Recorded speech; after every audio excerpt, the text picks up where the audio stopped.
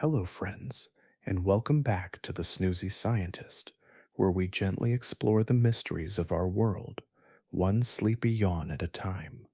Whether you're listening from your bed, curled up in a warm nest of blankets, or drifting through that quiet space where thoughts begin to blur, you're exactly where you need to be. Tonight, we are traveling to a forgotten time, more than 300 million years ago. This wasn't during the age of dinosaurs. No, this was far older, the Carboniferous period. It was a forgotten world when Earth's atmosphere carried nearly 35% oxygen compared to the 21% we breathe today. That single difference was enough to give rise to a land crawling with monsters, creatures so enormous, so strange, that even our imagination struggles to keep up. Spiders large enough to catch small animals, scorpions the size of house cats, dragonflies with wingspans as wide as seagulls. They were not just insects, they were monsters, and were some of the deadliest predators this planet has ever known. And strangely enough, as terrifying as the oceans could be, your odds of survival were far greater there than on land. Tonight, we'll drift slowly into that alien world where fear and fascination walk hand in hand into the only time in Earth's history when land was ruled by creatures worse than dinosaurs. But before we begin, if you enjoy videos like this, slow, soothing, and quietly filled with wonder, I'd love it if you gave this one a gentle like and maybe tapped subscribe. It helps more curious minds like you find their way to this peaceful little corner of the internet and lets the algorithm know that sleep and science go perfectly together. And if you'd be so kind, let me know in the comments, where are you winding down from tonight, and what time is it there? It's always a joy to see how far across the world this little sleepy corner of science travels. Now take a deep breath, close your eyes, let your shoulders soften, and together let's step softly into the only time in Earth's history when water was safer than land. The world of the Carboniferous was alien in ways that are difficult to imagine today. Step into that ancient landscape, and the very air around you feels different. Breathing would be strange, heavier, almost overwhelming, because the atmosphere carried far more oxygen than ours does now. The sky itself might have seemed sharper, the light filtering through thick clouds and mist, casting an eerie brightness that would feel unnatural to us. It was not the same Earth we know, but a version of the planet that seemed designed to test the limits of life. The land stretched out as an endless patchwork of swamps, dark and humid, cloaked in a thick green canopy of towering plants. These were not familiar trees. Instead, vast forests of giant club mosses and tree ferns rose high above the ground, some growing to heights of more than 100 feet. Their trunks were ridged and scaly, their crowns fanning out in feathery fronds that blotted out much of the sun. Beneath this living roof, the air was stifling and wet, the ground soft and uneven, littered with rotting plant matter that gave off the heavy odor of decay. It was a world of perpetual dampness, where every surface seemed slick, every step sinking slightly into the mire. This constant damp made the Carboniferous forests feel like vast natural greenhouses. The swamp water reflected the dense vegetation back on itself, magnifying the sense that the land was choking with life. Strange plants covered every niche. Some grew in tangled mats at the water's edge, others sprawled across the forest floor, while towering trunks stretched upward to compete for the faint filtered sunlight. The result was a labyrinth of living walls and shifting shadows, an environment where visibility was poor and every movement carried a sense of threat. In this atmosphere, life flourished in abundance, but it was not gentle. The very richness of oxygen that allowed plants to grow to such enormous scales also carried a hidden danger. Oxygen is fuel, and in a world so saturated with it, the forests were always at risk of turning into infernos. Imagine lightning flashing across the horizon, striking down into the dense canopy. In seconds, entire stretches of swamp could erupt into roaring walls of flame. Fires were not rare. They were part of the rhythm of the planet. Each blaze consumed massive forests, and yet the endless dampness allowed them to regrow quickly, creating a cycle of destruction and renewal.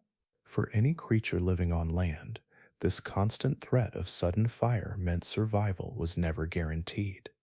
To walk through the Carboniferous landscape would have been to walk through a paradox. The world was overflowing with lush greenery, every inch crammed with plants that reached higher and stretched wider than anything alive today. Yet beneath this abundance was a deadly undercurrent, a constant reminder that the land itself could turn hostile without warning. The air you breathed was thick, the heat oppressive, the forest floor unstable, and above all, the knowledge that fire could sweep through at any moment lingered like a shadow over everything. The Carboniferous was not simply a stage for life, it was an active force shaping it, challenging it, and punishing it. To exist in this time was to live on the edge, where every breath and every step carried risks far beyond what we know today. And in this crucible of extremes, something remarkable was happening. The oxygen-rich air, the swampy labyrinths, and the endless cycle of fire were setting the stage for creatures unlike anything the world had ever seen before. The Carboniferous world was not just strange because of its swamps and endless forests. What truly set it apart was the very air that filled the lungs of every creature. The atmosphere carried nearly half again as much oxygen as what we breathe today. That one change, invisible and silent, transformed life in ways that are almost impossible for us to imagine. The air itself was breeding monsters. When we look at the insects of our own time, most are small, fragile things that live in the margins of the world.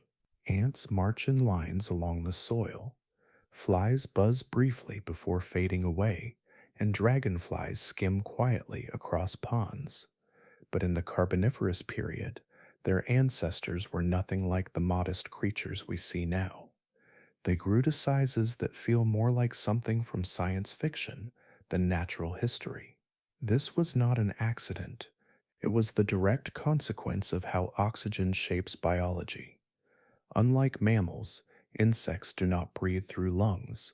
Instead, they rely on tiny tubes in their bodies called tracheae, which allow oxygen to diffuse directly into their tissues. In today's atmosphere, this system works efficiently only for small creatures, limiting how large they can become. But in the Carboniferous air thick with oxygen, these tubes could deliver far more of it, reaching deeper into the insect's body and feeding tissues that would suffocate in our modern world. The result was astonishing. Arthropods that would be no longer than your thumb today could reach lengths measured in feet. Wings could stretch wider than a man's shoulders. Even the forest floor shook beneath the armored weight of creatures that should never have existed at such sizes. It was as though Earth itself was on steroids, driving life to extremes that pushed against the boundaries of what was physically possible. Every insect and arthropod seemed to test how far oxygen could take them. Spiders spun webs strong enough to capture small vertebrates. Millipedes the length of a car slithered through the undergrowth, their countless legs scraping over the soil in a sound that would echo like a warning. Dragonflies grew into swooping hunters with wingspans wider than a seagull, their flight steady and powerful, fueled by an atmosphere that gave them almost endless stamina. For the animals living in these forests, there was no escaping the presence of these giants. They were not hidden in corners or tucked away under leaves. They were everywhere, crawling, buzzing, swooping, and hunting. Imagine the sky darkening slightly as one of these oversized dragonflies passed overhead, its wings beating with the sound of paper tearing. Imagine the forest floor shifting as a centipede, longer than your body, slid through the rotting plants, each step deliberate, each movement carried with a weight no insect today could match. This was not a land of nuisances, it was a land of predators. The most frightening part is how fast this transformation occurred. Life responds quickly to opportunity, and in this oxygen charged environment, every generation of insect seemed to grow larger, stronger, and more efficient at using the air around it. Evolution pushed them to seize the new abundance, and what resulted was a planet filled with forms that no longer looked like minor details of the ecosystem, but instead like dominant rulers. It is difficult to overstate how unnerving this must have been for the first vertebrates that dared to set foot on land. They were not facing gentle landscapes or small creatures to compete with. They were stepping into a world where the very air had turned insects into monsters. The forests, already dark and humid, were alive with creatures that seemed too large, too alien, and too powerful for a fragile amphibian body to endure. The atmosphere had created not just a new ecosystem, but an arena of survival tilted in favor of the arthropods, and so the Carboniferous was defined by a haunting paradox. The air that should have been a gift, abundant and rich, instead became a weapon, magnifying the creatures that breathed it into terrors beyond belief. That single factor set the stage for some of the most horrifying land crawlers ever to exist, creatures that challenged the very idea of what an insect could be. The air of the Carboniferous had turned insects into flying giants and buzzing predators, but the true nightmares were the ones that crawled on the ground. Beneath the thick canopy of swamp forests, in the shadows of towering ferns and club mosses, the forest floor was alive with creatures that seem impossible when measured against the insects we know today. These were land crawlers that should not exist, and yet for millions of years they ruled the undergrowth. The largest of them all was Arthroplura, a centipede-like creature that stretched longer than a grown human. Fossil tracks tell us that some individuals reached lengths of more than 8 feet, with bodies as wide as a dining table. Imagine walking through the forest and hearing the dry, scraping sound of hundreds of armored legs moving across the leaf litter. Each step would press into the soft, damp ground, leaving behind impressions that would last for millennia. Arthroplura was not just large, it was armored like a living tank. Its segmented body was covered in overlapping plates that glistened in the dim light, giving it a sheen that would look almost metallic. To us, even the sight of a modern centipede can trigger unease. Their endless legs, writhing and coordinated, seem unnatural to the human eye. Now magnify that unease 100-fold. Arthroplura was the embodiment of disgust and primal fear, a reminder that evolution does not design creatures to comfort us, but to dominate their environment.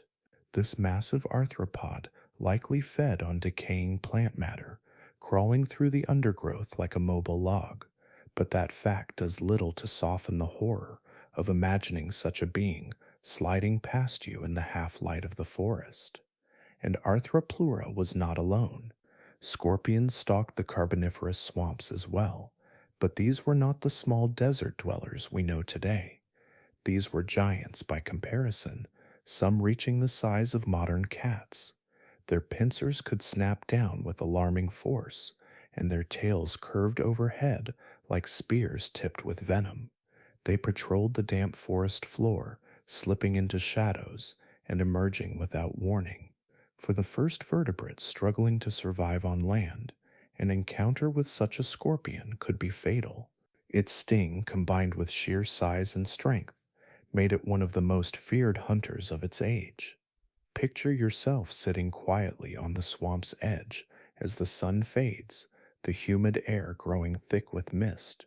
From the corner of your eye, something stirs. A glistening shape moves, not fast but steady, legs clicking softly against the earth. As your eyes adjust, you realize the shape is longer than you are tall. Then, from the opposite side, a scorpion slips out of the darkness, its body gleaming, its pincers open, its tail arched like a question mark. This was the Carboniferous forest. Every shadow could hide something that should not exist. What made these creatures so terrifying was not only their size but their abundance. They were not rare monsters lurking in forgotten caves. They were part of the everyday ecosystem, crawling, climbing, and hunting across the land. To live in this world meant sharing the ground with beings that pressed against the limits of what nature should allow. The land itself seemed engineered to unsettle and overwhelm any creature that dared to step into it. And these crawling horrors were only one part of the story. Because while the ground shook beneath armored millipedes and oversized scorpions, the skies above belonged to hunters, just as frightening, swooping down with wings as wide as a hawk. If the forest floor of the Carboniferous was a place of crawling horrors, the skies above were no safer. They too were ruled by giants, and none was more impressive or terrifying than Meganeura, a dragonfly so large it could rival a modern hawk in wingspan. Fossils show that its wings stretched nearly 3 feet across, shimmering with a delicate but deadly design that allowed it to dominate the air. The first thing you would notice if Meganeura flew overhead was the sound. Modern dragonflies hum softly as they beat their wings, but a creature this size would not have been subtle. Its flight must have been accompanied by a deep, thrumming buzz, a sound like fabric tearing in the wind, loud enough to send shivers through any animal below. The sight of a dragonfly that large gliding between the towering ferns would have been both beautiful and deeply unsettling. But Meganeura was not just a giant, it was a hunter of extraordinary skill. Its massive compound eyes, made up of thousands of lenses, gave it almost panoramic vision. It could track the faintest movement of prey, whether that prey was another insect or one of the smaller amphibians daring to leave the safety of the water. Once locked onto a target, it attacked with a precision that modern fighter jets would envy. Its spiny legs formed a basket in midair, snapping shut around its victim. In an instant, the prey was trapped, carried effortlessly as the dragonfly returned to a perch to feed. For small creatures of the Carboniferous world, there was no safety in flight.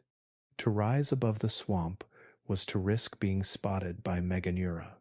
Even the quick flutter of wings in the dim light was enough to draw its attention, and once it began its dive, few escapes were possible. Imagine the sudden shadow sweeping across your path, followed by the glint of translucent wings and the rush of air as the predator struck.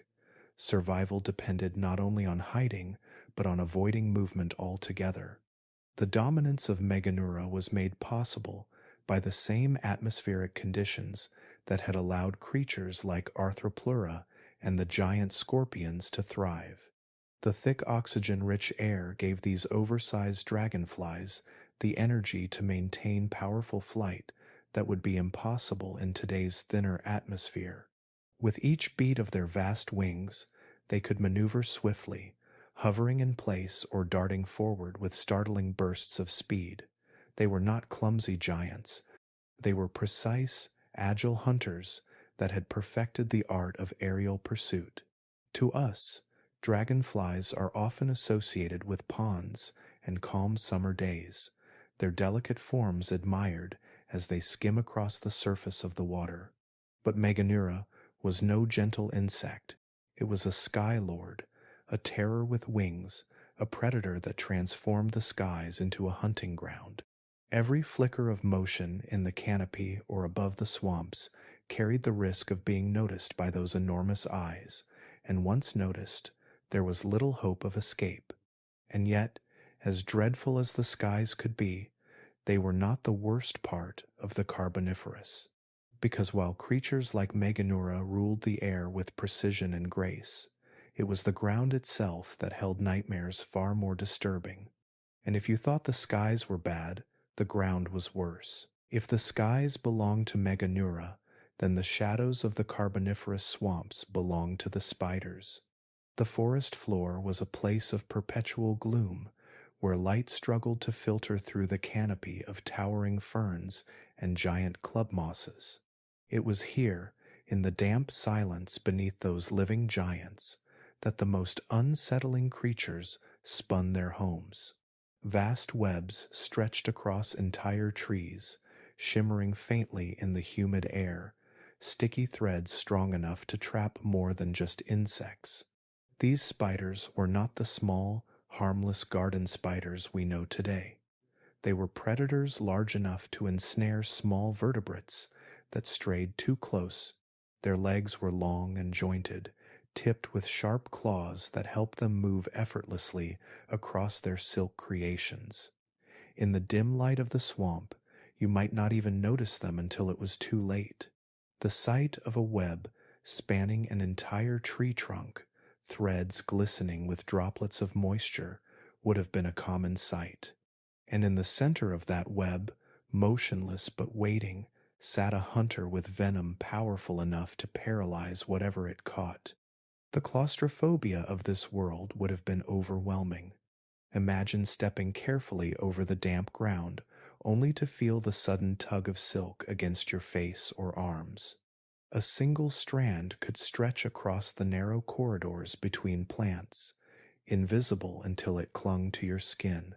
The panic of brushing at it, knowing the owner might already be scuttling toward you, would turn every movement into a risk.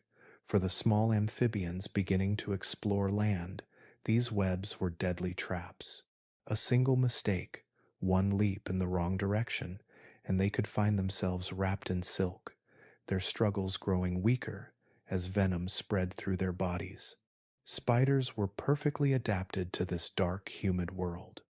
Their 8 eyes could sense movement with incredible precision. Their silk, stronger than steel by weight, gave them both shelter and weapon. And their hunting strategies were varied.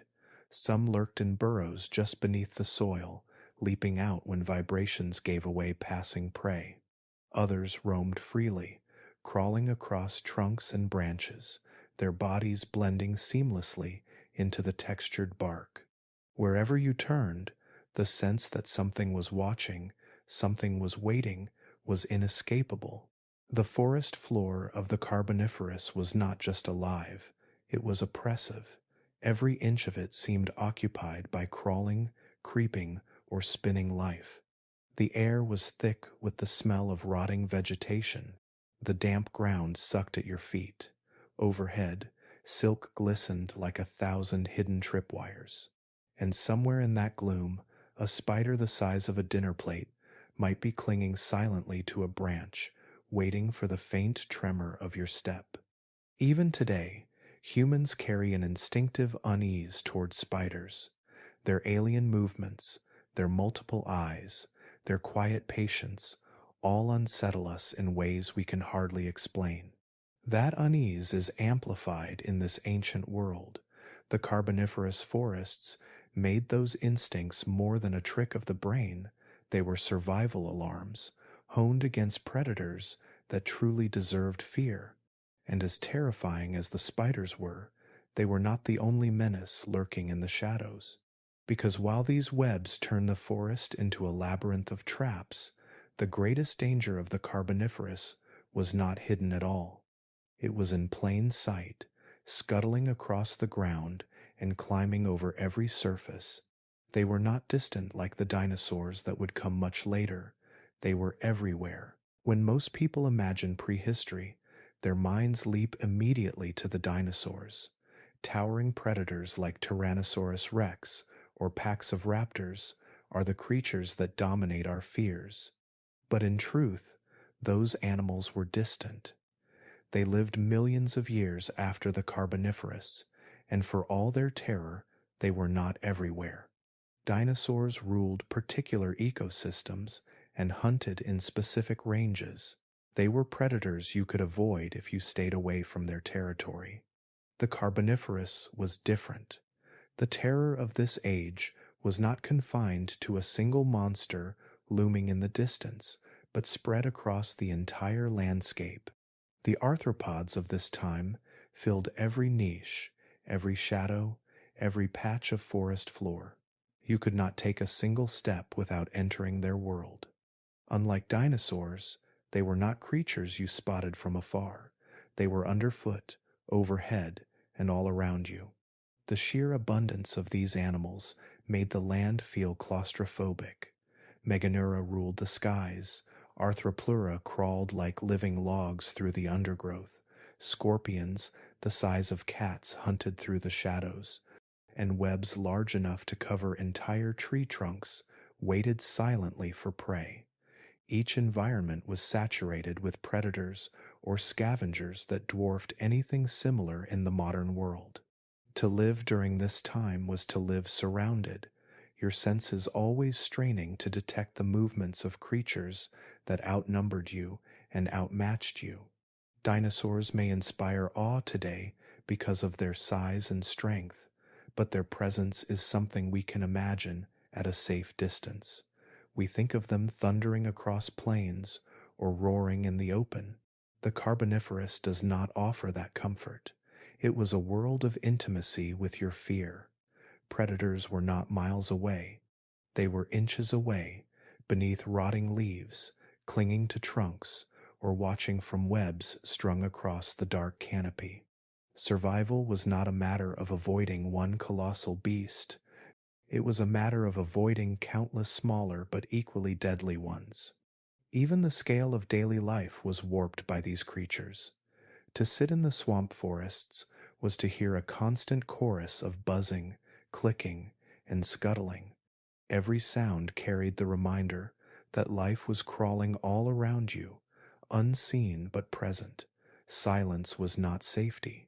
Silence often meant that something larger was moving, something that hushed the smaller noises as it crept closer. The forests pressed in like living walls, and within those walls, the arthropods held dominion. There is another key difference between the dinosaurs and the Carboniferous arthropods. Dinosaurs were vertebrates like us, their biology closer to our own. We can understand them in a way, imagining their muscles, their eyes, their bones. Arthropods feel alien. Their jointed legs, their armored exoskeletons, their multifaceted eyes, and their venom-filled fangs seem more like nightmares than relatives in the tree of life. To encounter them at the size they reached in the Carboniferous is to face something that feels entirely other, a reminder that evolution does not care about human comfort. This is why the land during the Carboniferous was worse than anything the dinosaurs would later bring. It was not the terror of one predator at a time. It was the constant pressure of an ecosystem overflowing with creatures that seemed to come from our deepest fears. You could not escape them. They lived beneath your feet, above your head, around your body. The forest was not a home. It was a maze of predators, and in the midst of this nightmare, some of the earliest vertebrates still tried to push onto land, taking steps into an environment that seemed determined to crush them at every turn. In the midst of this world dominated by giant arthropods, another story was unfolding. For millions of years, life had thrived in the oceans and swamps, safe within the water's embrace. But some creatures began to push the boundary between those two worlds. These were the earliest amphibians, the first vertebrates to crawl onto land. Their bodies were halfway between fish and reptiles, with sturdy limbs instead of fins, lungs that could draw in the thick oxygen-rich air, and skin that still demanded constant moisture. They were pioneers in every sense, but they were also incredibly vulnerable. The gamble was simple but brutal. In the water, food was limited, competition was fierce, and safety was fragile. On land, there was opportunity. The swamps were thick with plants and crawling life, and the ground offered niches that no vertebrate had yet claimed.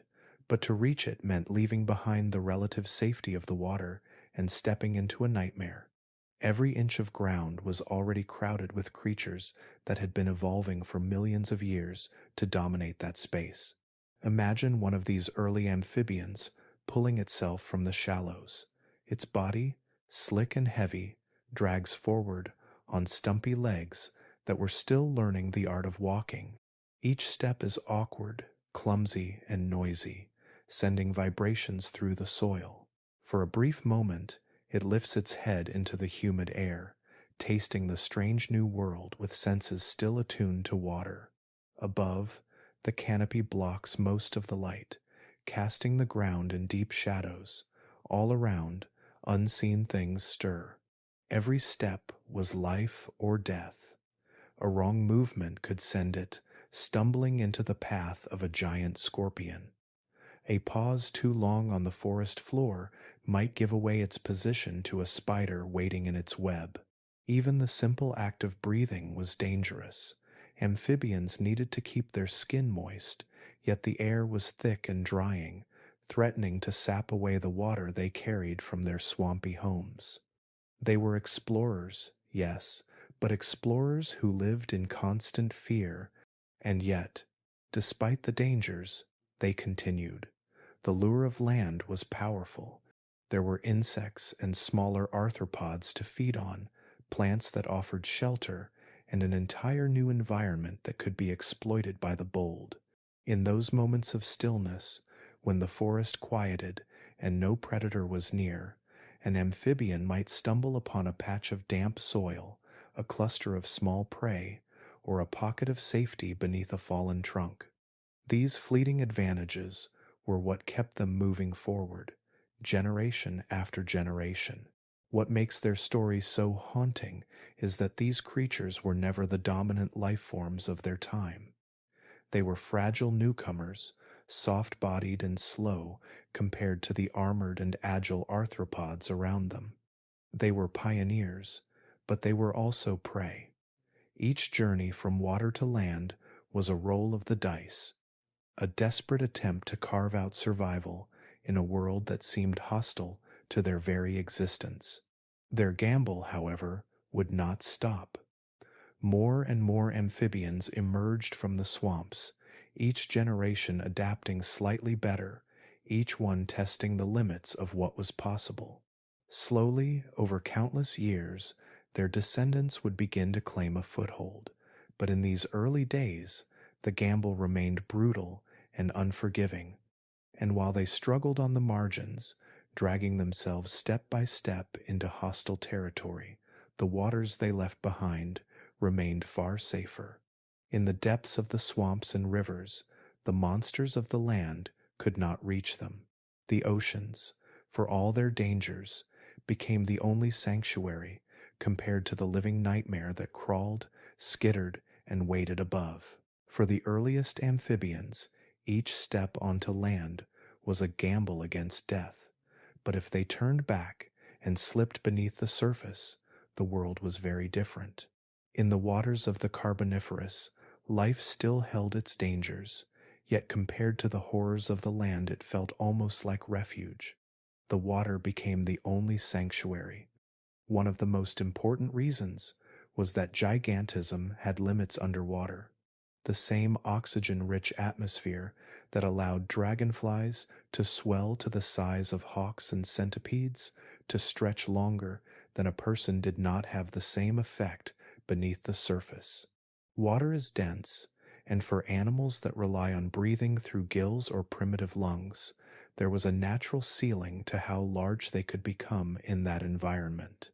The oceans and rivers were filled with fish, sharks, and strange armored creatures, but none reached the overwhelming scale of the arthropods on land. That difference in scale mattered for survival. A small amphibian or fish hiding in the shallows had a chance to slip away, to dart behind a frond of algae, or bury itself in the soft mud. On land, a single misstep might send it straight into the claws of a scorpion, the size of a cat, or the fangs of a spider lurking in its web. In water, danger was present, but not all-consuming. Predators hunted, yes, but their size and abilities were bound by physics. No dragonfly the size of a hawk swooped through the water, no millipede longer than a man coiled through the shallows. Compared to the terror of the forest, the rivers and swamps seemed merciful, The waters of the Carboniferous were home to a range of creatures that would feel both familiar and alien to us today. Early sharks patrolled the deeper channels, their bodies lean and efficient even at this stage in their evolution. Smaller fish with bony plates glittered in schools, feeding on plankton or tiny crustaceans. Primitive lungfish lurked in the muddy bottoms, able to gulp air when needed, a survival trick that mirrored the struggles of amphibians on land. There were dangers here, but they were dangers an amphibian could understand and sometimes even escape. In water, the rules of movement were also different. Amphibians were clumsy on land, dragging themselves forward with ungainly limbs, but in water their bodies found a kind of grace. Tails could swish, limbs could paddle, and the dense liquid supported their weight in a way the air never could. They could slip into the shadows of reeds or vanish into murky depths. The water offered not just safety from land predators, but a return to fluidity, a reminder of the environment their ancestors had mastered. It is easy to imagine one of these fragile creatures resting just below the surface, its nostrils breaking the waterline as it filled its lungs. Above, the forest groaned with unseen monsters, but down here the danger was dulled. The murk might hide a fish ready to strike, but at least the prey would face only one enemy at a time. That alone was a gift in a world where land crawled with countless predators. For countless generations, the amphibians lived this double life, testing the shore but retreating again and again to the safety of the water. The swamps and rivers became their shelter, their feeding grounds, their nurseries. It was the compromise that allowed them to endure. They were pioneers, but they were pioneers who never fully left behind the security of the liquid world that had birthed them. Yet even this sanctuary was far from perfect. The same atmosphere that had filled the world with oxygen also carried a hidden threat, one that turned the very planet into a tinderbox.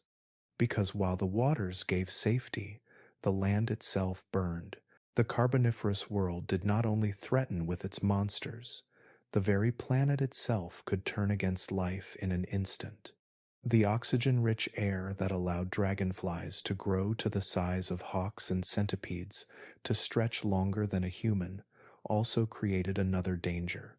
With oxygen levels so much higher than today, the land was a tinderbox waiting for a spark. In this alien atmosphere, fire was not just possible, it was inevitable. A single bolt of lightning striking a dry patch of vegetation could ignite flames that spread with terrifying speed. The dense swamps and towering forests of ferns and club mosses, packed tightly together and stretching for miles, became fuel for infernos that raged across the land. Where modern fires might leap from tree to tree, Carboniferous fires could consume entire ecosystems. The air itself fed them, burning hotter and longer than we are used to today. Imagine the stillness of a humid swamp broken suddenly by a storm. Thunder rolls through the sky, lightning forks down, and in a heartbeat, the forest ignites. Flames roar upward, carried by the oxygen-rich air, climbing through the canopy with explosive force. The heat is unbearable, the smoke suffocating. Even the rivers and lakes offer little relief, for burning debris rains down across the water, hissing and steaming as it strikes. Creatures of every size scatter in desperation, but in such a world there was little escape. For countless animals, survival meant diving into the depths and waiting for the flames to pass overhead. The fires were not rare. They were a constant rhythm of destruction and renewal. Evidence from fossilized charcoal shows that massive wildfires swept through the Carboniferous forests again and again, reshaping the landscape and forcing life to adapt. Plants evolved thick, resistant bark to endure the flames. Some species may have even depended on fire to clear the land and open space for new growth. Yet, For the animals of this time, fire was only another relentless danger layered on top of the threats they already faced. The scale of these fires is difficult to comprehend. In today's world, oxygen makes up about 21% of the atmosphere, and even then, wildfires can devastate vast regions. In the Carboniferous, with oxygen levels closer to 35%, a spark could ignite materials that today would hardly burn at all. Even damp wood and rotting vegetation, normally resistant to flame, could catch fire and feed the blaze. The forests that seemed so lush and full of life were also waiting to erupt into walls of flame. To live during this time was to live under the constant threat that everything around you could ignite. The ground might tremble with the steps of giant millipedes, the skies might hum with the wings of Meganeura, the shadows might crawl with spiders, but even when none of those predators were near, safety was never guaranteed. A storm on the horizon could mean doom for everything in its path. Even the Earth itself seemed hostile, as if the planet had conspired with its atmosphere to make survival a daily test. And while fire reshaped the land in violent bursts, the terror of daily life came not only from sudden catastrophe, but from the endless chorus of predators that surrounded every creature that dared to live on the forest floor. To truly understand the Carboniferous world, you have to imagine what it was like to live there day to day. Picture yourself as one of the first vertebrates, resting on damp soil at the edge of a swamp, your body slick with moisture because your skin would dry out if you stayed away from water too long. Night falls quickly beneath the towering canopy, and in the thick darkness the forest comes alive with sound. Sleep is impossible because silence does not exist in this world. The air is filled with buzzing wings, deep and droning, as giant dragonflies patrol the night skies in search of prey. Their wing beats are heavy, like the rolling thrum of distant machinery, a sound that never lets you forget you are being hunted from above. From the undergrowth comes the sharp clicking of armored legs scraping across bark and stone, scuttling movements that tell you something large is crawling closer. The forest floor vibrates with the weight of centipedes, longer than you are tall, their many feet moving in eerie unison. Every corner of the swamp is alive with motion, and every sound carries the possibility of danger. The sensory overload would have been overwhelming. Amphibians and early reptiles did not have the comfort of quiet nights. The constant chorus of clicking, snapping, rustling, and humming was a reminder that the land was saturated with life, much of it predatory. Even the faint brushing of leaves might signal the approach of a spider stretching out its legs, testing the air with delicate precision before descending silently upon its prey. The oppressive humidity amplified everything, carrying vibrations and scents with uncanny clarity. And then there was the smell. The Carboniferous forest was a place of endless growth and decay. Rotting vegetation piled thick on the swamp floor, releasing pungent odors into the heavy air. It was the smell of a world that was both teeming with life and suffocating under its own abundance. For the small creatures trying to survive here, every breath carried the reminder of both food and death. Imagine trying to find rest in this setting. You curl against the base of a giant tree fern, hoping its roots will hide you. But the moment you close your eyes, the forest reminds you of its presence. The air vibrates with the low hum of wings. Something skitters across your foot. From above, the faint snapping of silk threads suggests a web shifting in the wind.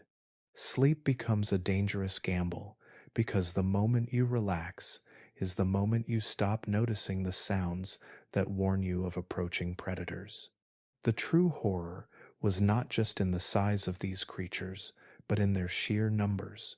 Unlike the age of the dinosaurs, where one predator might dominate a region, the Carboniferous world gave you no space. Insects and arthropods were everywhere. They crawled under the bark of trees, scuttled across the forest floor, and flew through the humid air in clouds so thick they blocked the moonlight. You were never alone. Even if nothing attacked you directly, the sensation of being watched, of being surrounded, was constant. For the creatures of this time, survival meant living in a perpetual state of alertness. Sleep was shallow, broken, haunted by the endless chorus of wings and claws. The forest itself seemed to press inward, wrapping around you with sounds, smells, and movements that refused to stop. The fear was primal, deep in the bones, because this was a world where resting too long might mean never waking again. And yet, this fear was not unique to the Carboniferous.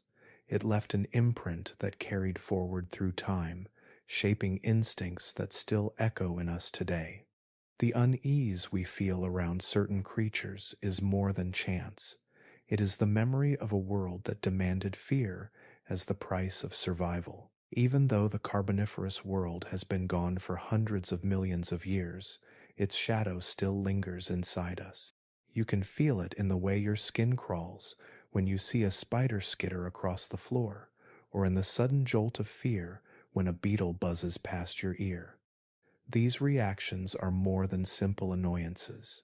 They are echoes of survival instincts that were carved into our ancestors long ago. Evolutionary psychology suggests that our brains are not just shaped by the present, but by the countless generations that came before us. Fear of insects and other small creatures may seem irrational today, when most are harmless, but in the Carboniferous era, that fear was not only rational, it was necessary. In a world where arthropods dominated every corner of the land, fear kept creatures alive. The constant vigilance, the jump at every rustle, the avoidance of skittering shapes these behaviors were survival tools. Over time, they became etched into the nervous systems of vertebrates and passed down, buried deep in the instincts we still carry. Consider the way many people react to spiders. The fear often feels automatic, as if it rises before the mind has a chance to reason. This is because our brains are tuned to notice the rapid, unpredictable movements of creatures with many legs. Even today, with spiders no larger than a coin, our instincts tell us to stay back. Imagine how much stronger that reaction would have been when spiders were large enough to weave webs across entire trees or ambush small vertebrates. The dread we feel now is a diluted remnant of the terror that ruled our ancestors' lives. The same is true of buzzing insects. Modern dragonflies are elegant, fragile creatures, yet even their sound can startle us. During the Carboniferous, the beating wings of a dragonfly the size of a hawk would have been deafening. That low, mechanical hum was not just background noise, it was the warning of a predator closing in. To flinch at a sudden buzz today is to reenact the reaction that once meant the difference between life and death. This fear is not just about danger, it is also about strangeness. Arthropods are unlike us in almost every way. Their jointed legs move with alien precision, their bodies are encased in armor, their eyes are multifaceted, and their mouths are built for piercing or crushing. Evolutionary psychology tells us that humans are more comfortable with creatures that resemble us, even slightly, because our brains can predict their behavior. With arthropods, the rules are different. Their movements are unfamiliar, their forms unsettling, and that unpredictability triggers discomfort. In the Carboniferous, when these creatures were immense and ever-present, that discomfort was magnified into pure terror. The persistence of these instincts reveals just how long the Carboniferous has marked life on Earth. We may not consciously remember it, but the legacy of that age lives in the architecture of our brains. The shiver at the sight of a centipede, the revulsion at the twitch of antennae, the unease of being surrounded by buzzing, All of these are whispers from a time when fear was the only reasonable response to a world overrun by arthropods.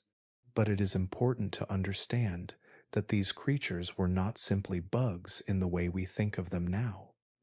They were not minor annoyances scuttling at the edges of the ecosystem.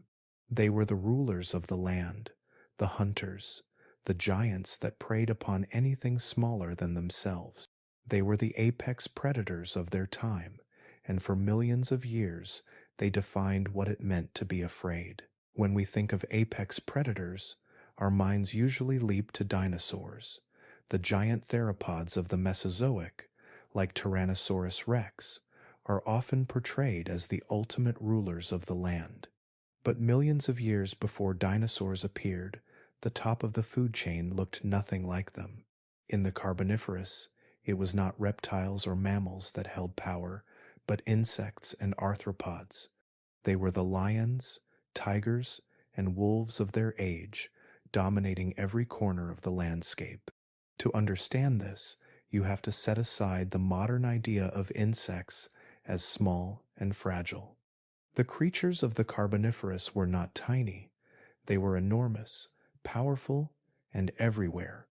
A dragonfly as wide as a hawk did not just feed on other insects, it swooped on anything small enough to overpower, including amphibians.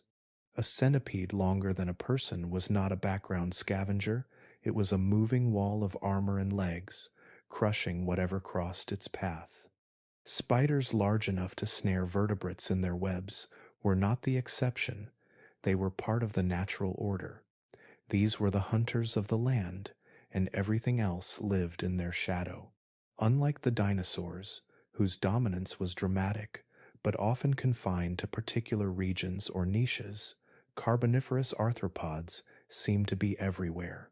Dinosaurs shared their world with crocodiles, pterosaurs, and mammals, each filling different roles.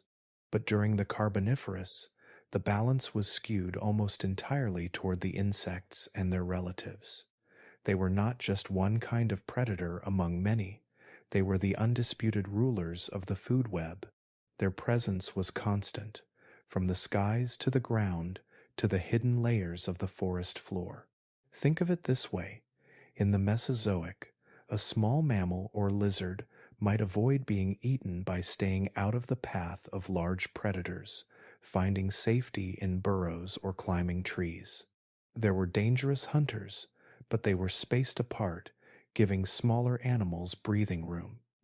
In the Carboniferous, that kind of refuge did not exist. Predators were not distant shadows. They were crawling underfoot, buzzing overhead, and lurking behind every trunk. The sense of danger was immediate and unending. The dominance of arthropods also meant that the rules of survival were different. In the age of dinosaurs, power often came from size, strength, and speed. In the Carboniferous, success belonged to those who could navigate a world filled with swarms. A single giant dragonfly might not match the sheer weight of a tyrannosaur, but in its own world, it was every bit as lethal. What made it worse was the sheer density of these predators. A forest filled with webs, a canopy alive with wings, and a ground crawling with armored bodies meant that prey faced predators on every level, all at once. This was a kind of dominance that dinosaurs never achieved. Dinosaurs may have been spectacular hunters, but their rule was not as suffocating as the rule of arthropods. The Carboniferous world was not one of occasional terror, it was a continuous assault. Even the mightiest of future reptiles would not face a planet so thoroughly controlled by creatures so alien to us. And it was not only the predators themselves that shaped the experience of life during this time. The atmosphere was thick with sound. The buzzing of wings, the scraping of armored legs, the constant movement of bodies across soil and bark created a soundtrack that carried through every forest and swamp. The soundscape of fear was part of daily life, a constant reminder that something hungry was always near. To imagine the Carboniferous is to imagine a world where the top hunters were not towering reptiles, but creatures we now brush aside as pests. The very bugs we swat at today once commanded the land in a way that no dinosaur ever did. And in this world of endless sound and movement, silence was not peace. Silence was something far more dangerous. To step into the Carboniferous world was not only to see monsters all around you, it was to hear them. The landscape was never quiet. Every hour of the day and night, the forest carried a symphony of sounds that reminded every living thing that danger was near. The very air vibrated with the soundtrack of fear. Above you, the most chilling sound of all was the deep, mechanical buzz of Meganeura. With wings stretching as wide as a hawk, their flight was nothing like the delicate flutter of modern dragonflies. Their wing beats were slow, powerful, and heavy, and the sound carried across the swamp like the grinding of a saw. To the creatures below, this was the warning of a hunter. A sudden hum above the canopy meant that somewhere something had been spotted, and Meganeura was circling, ready to dive. It was not a sound you could ignore, because ignoring it might mean being snatched up in a pair of sharp mandibles. On the ground, the atmosphere was no less overwhelming. Plura, the giant centipede, left behind more than just the fear of its size. As it moved across the forest floor, dozens upon dozens of armored legs scraped against bark, stone, and soil in an endless rhythm. The sound was like a long, rasping sigh that echoed through the undergrowth. Imagine lying still in the darkness and hearing that scraping grow louder, knowing that the body producing it was longer than you were tall. Even when it passed without incident, the sound lingered, leaving the impression of weight and inevitability, like the march of something that could not be stopped. Between the deep buzz of wings and the scrape of legs came the smaller but no less unsettling noises, the clicking of scorpions' pincers snapping against one another in warning, the faint tearing of leaves as beetles chewed through the dense foliage, the gentle but relentless patter of countless insects moving across the forest floor in swarms. The jungle was not a silent place of peace, but a constant wall of sound that pressed in from all sides. For the early vertebrates venturing onto land, every noise carried a message. You are not alone. The most unnerving part of this world, however, was not the sound itself, but the meaning of its absence. Silence in the Carboniferous did not mean safety. It meant something had changed. A sudden stillness in the canopy, the halting of clicks and buzzes, often signaled the presence of a predator preparing to strike. The creatures of this time knew instinctively that silence was a greater danger than noise, because it meant that all the usual chaos of life had paused for a reason. To live here was to measure fear not only by the sounds you heard, but by the sounds you no longer heard. This constant auditory pressure shaped the behavior of everything in the Carboniferous ecosystem. Amphibians lurked close to the water's edge, using splashes and ripples to mask their own movements. Insects relied on overwhelming noise to confuse and intimidate prey. Even plants played a role, their vast forests of leaves creating layers of rustling whispers that mingled with the animal chorus, making it nearly impossible to tell where a threat was coming from. The Carboniferous world was an environment where your senses were always heightened. Every flutter of wings above, every scrape of claws on stone, every sudden pause in the chorus carried the weight of survival. The soundtrack of fear was not background noise. It was the fabric of daily life, woven into every moment. And while sound shaped the awareness of those who lived here, it also highlighted a truth that is sobering when we look back at this time. These arthropods were not simply part of the ecosystem, they dictated it. Their sounds were the heartbeat of the forest, the signals that defined when creatures moved, when they hid, and when they dared to rest.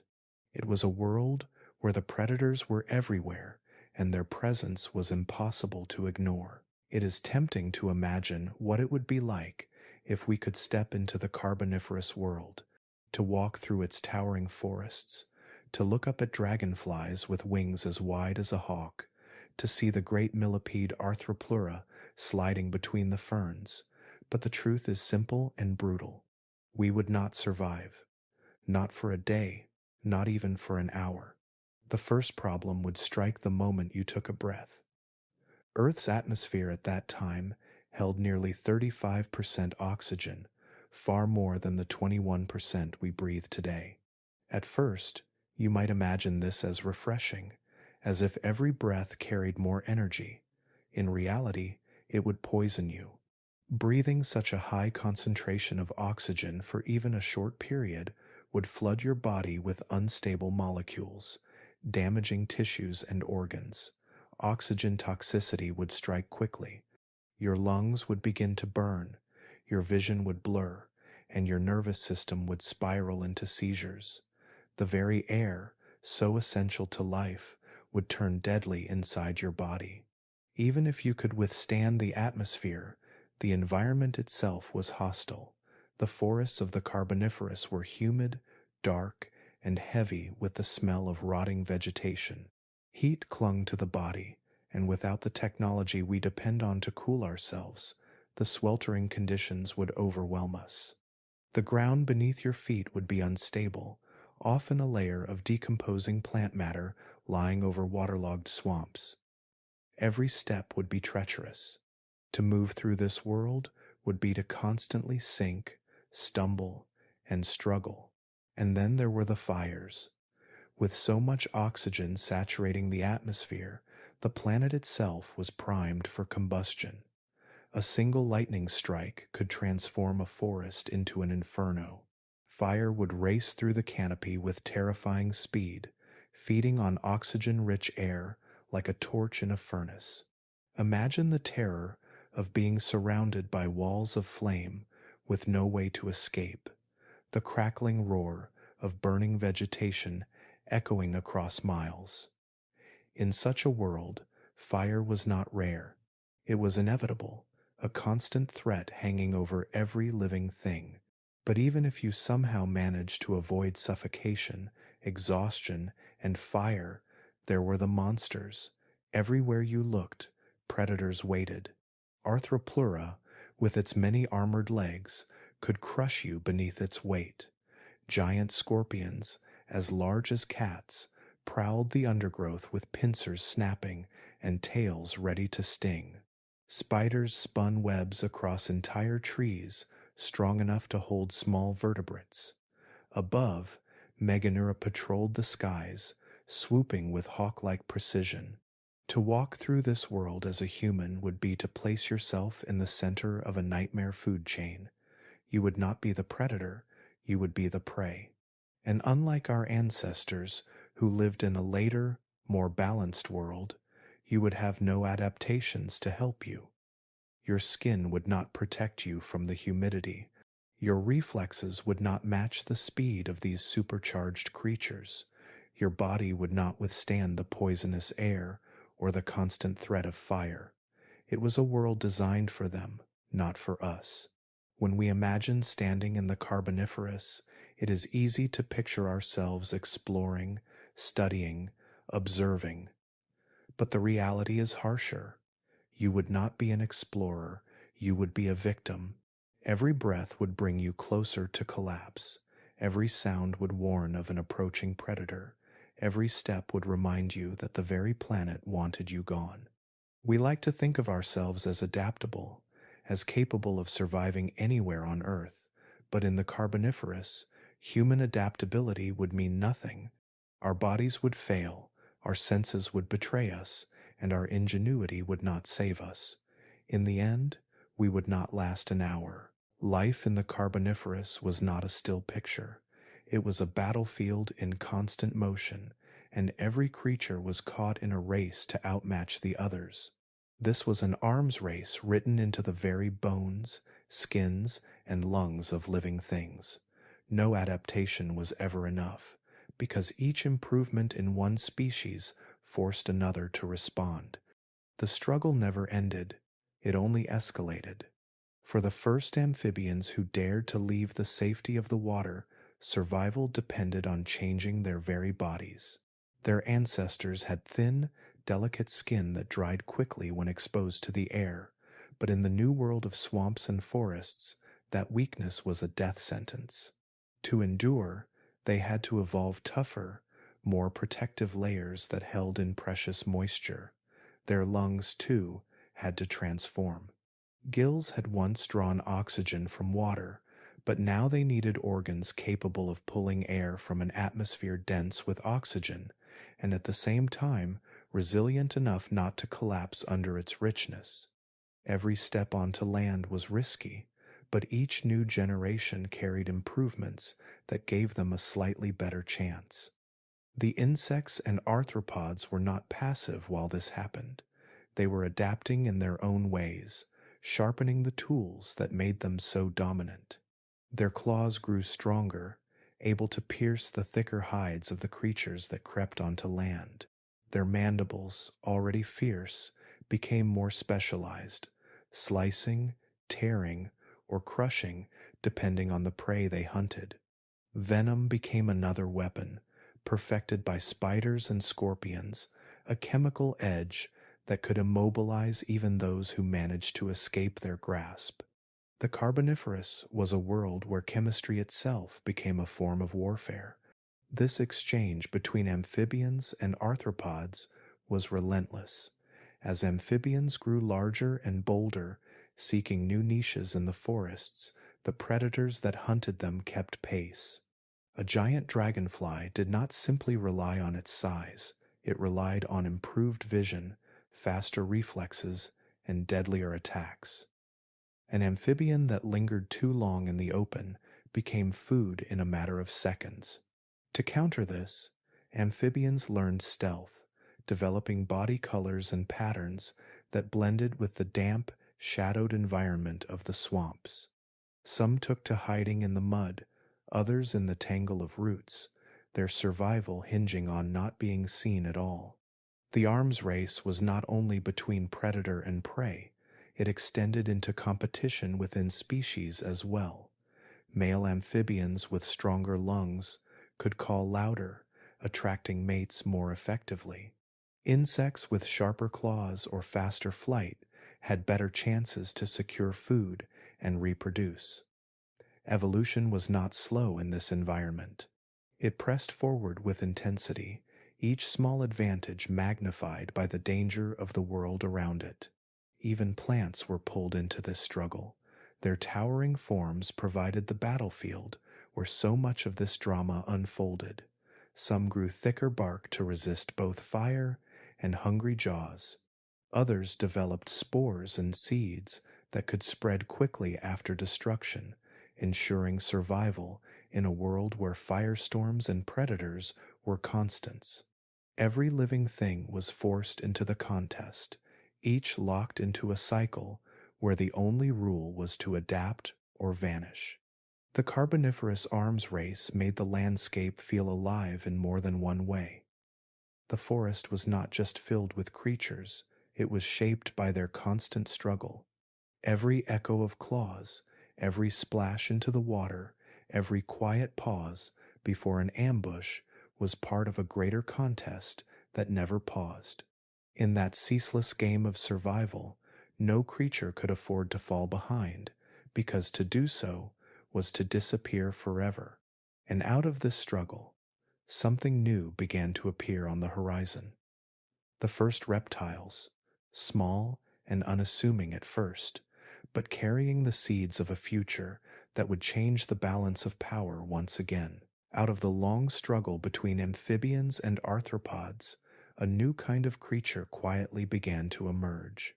They were small at first, no larger than a lizard, but they carried within their fragile bodies the beginnings of a revolution.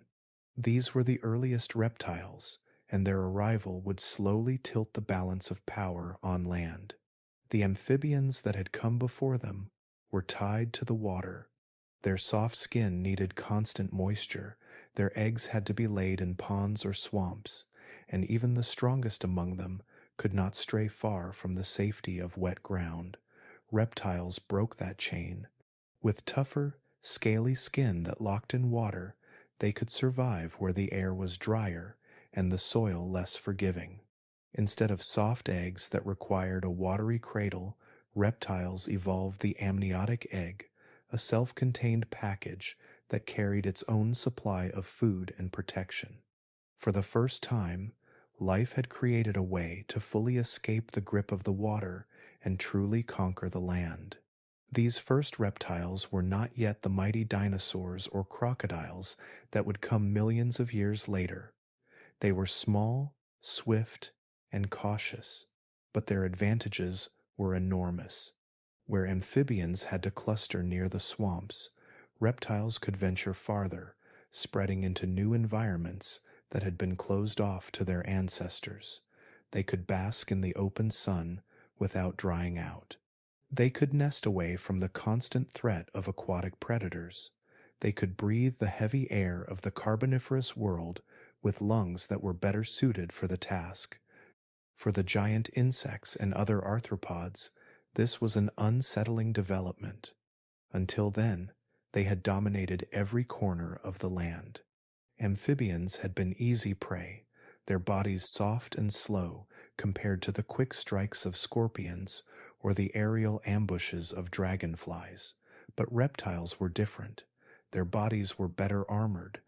Their jaws were stronger, lined with teeth that could pierce the exoskeletons of even the largest insects.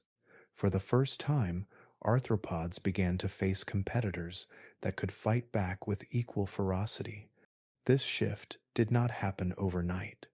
For millions of years, reptiles remained only one thread in the complex tapestry of Carboniferous life.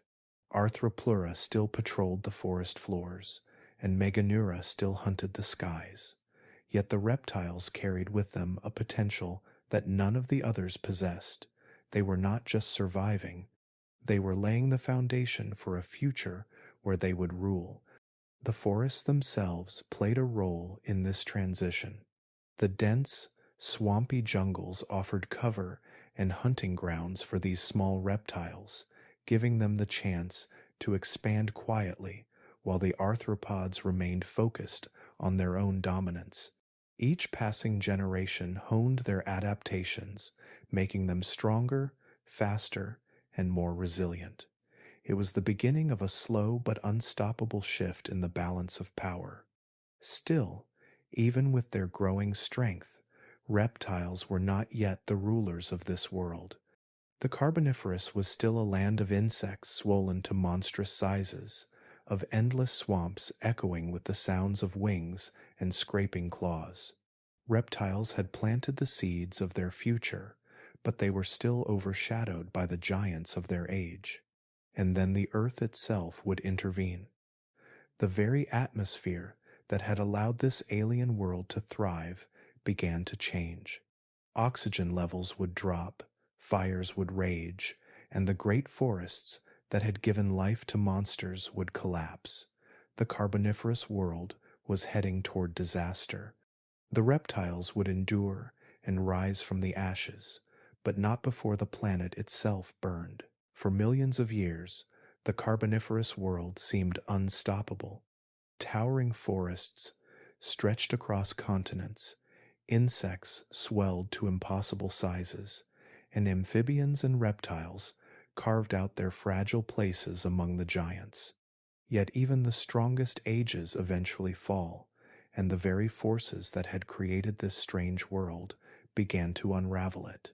The collapse started quietly, with shifts in climate and atmosphere, but it would grow into a cascade of disasters that reshaped life on Earth.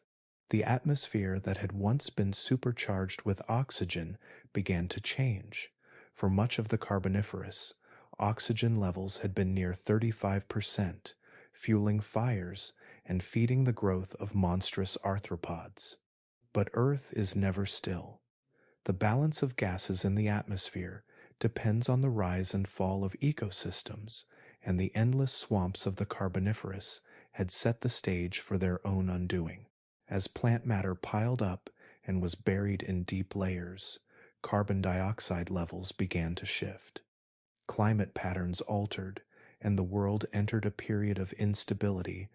The lush forests that had covered the land began to wither, swamps dried out, and what had once been endless stretches of green turned into patches of dying vegetation.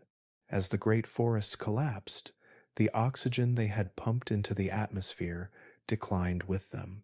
What had been a world of abundance was suddenly stripped of its foundation. The creatures that depended on those forests were left without food or shelter.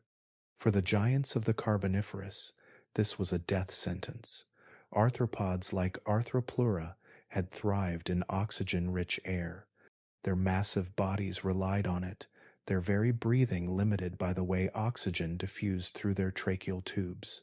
When oxygen levels fell, their bodies could no longer function at their enormous sizes. What had once been an advantage turned into a weakness. One by one, the great insects and millipedes that had ruled the land began to vanish. The collapse of the forests was not only a matter of food and oxygen, it shattered the entire web of life. Amphibians, once pioneers of land, struggled as their swampy homes dried out. Many species could not adapt quickly enough, and they too began to disappear. Fire, once frequent but survivable, became even more devastating in a drier world. Lightning strikes that once lit up oxygen-rich forests now tore through weakened ecosystems, reducing whole landscapes to ash. The earth that had once seemed so fertile and alien now turned hostile in a different way, stripping life back rather than fueling its excesses. Reptiles, however, carried within them the adaptations that gave them a chance. With their tougher skins and eggs that did not rely on water, they could endure conditions that destroyed amphibians. As insects shrank and their dominance faded, reptiles slowly filled the vacuum. Their survival was not guaranteed, but their resilience gave them a path forward while so many others collapsed around them. The end of the Carboniferous was not a single event. It was a drawn-out process, a slow breaking of the old world. Step by step, the strange oxygen-rich paradise unraveled. The monsters that had once seemed eternal grew smaller, weaker, and then disappeared altogether. Life was being reshaped, and the future was preparing a new cast of rulers. Yet this was not the end of Earth's turbulence. What followed would be even more dramatic. A shift that would forever end the age of giants and open the way for new forms of life to rise. The Carboniferous collapse was only the first tremor. The real quake was still to come. The Carboniferous forests had been the cradle of giants, but as the atmosphere shifted, the rules of life on Earth were rewritten. For millions of years, insects and other arthropods had ruled the land, their enormous bodies sustained by oxygen-rich air, but when the oxygen fell, their size fell with it. What had once been towering monsters of the undergrowth dwindled into shadows of their former selves. The science behind this collapse lies in the way insects breathe. Unlike us, they do not have lungs that draw air in and out. Instead, oxygen travels through a network of tiny tubes that spread across their bodies. This system works well for small animals, but as an insect grows larger, it becomes harder for oxygen to reach the tissues buried deep inside. During the Carboniferous, with nearly 35% oxygen saturating the atmosphere, these tubes carried enough air to keep even a dragonfly with a wingspan as wide as a hawk alive. But when oxygen levels dropped back toward 21%, that same body design could no longer support such bulk. Gigantism was no longer possible. The change was not gradual for the creatures that depended on it. Larger insects simply could not survive in the new atmosphere. The enormous millipedes that once stretched longer than a human could no longer carry oxygen to their muscles. The cat-sized scorpions that had ruled the forest floor lost the very advantage that made them predators. Dragonflies like Meganeura, once lords of the skies, shrank until their descendants became the delicate insects we know today. The world that had once bred monsters suddenly stripped them of their power. The disappearance of giants reshaped the balance of life. Arthropods had once been the apex predators of land, but their downfall opened space for new creatures to rise. Reptiles, with their stronger lungs and tougher bodies, began to thrive where the insects weakened. Their eggs, no longer tied to the swamps, allowed them to spread across landscapes where forests had collapsed.